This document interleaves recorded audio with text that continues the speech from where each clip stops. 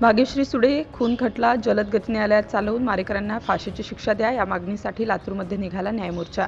भाग्यश्री सूर्यकांत सुडे हिच्या मारेकऱ्यांना फाशीची शिक्षा व्हावी, हा खून खटला जलद गती न्यायालयात चालवला जावा, तसेच या खटल्यासाठी ॲडव्होकेट उज्ज्वल निकम यांची नियुक्ती करावी आणि भाग्यश्री सूर्यकांत सुडे हिला न्याय मिळावा यासाठी आज लातूरमध्ये न्यायमोर्चा व कॅन्डल मार्चचे आयोजन करण्यात आले होते। सदरचा मोर्चा डॉ. बाबासाहेब आंबेडकर पार्क येथून निघून छत्रपती श्री शिवाजी महाराज चौकाला प्रदक्षिणा करून परत डॉ. बाबासाहेब आंबेडकर पार्कमध्ये आला।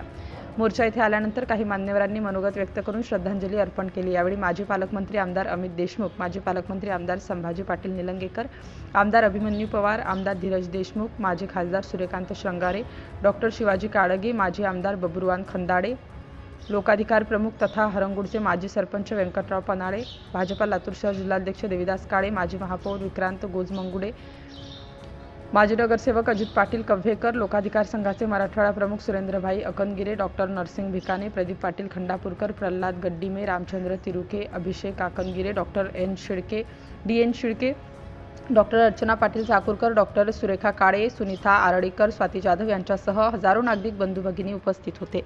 सिटी इंडिया न्यूजसाठी प्रतिनिधी सतीश चंदे, लातूर।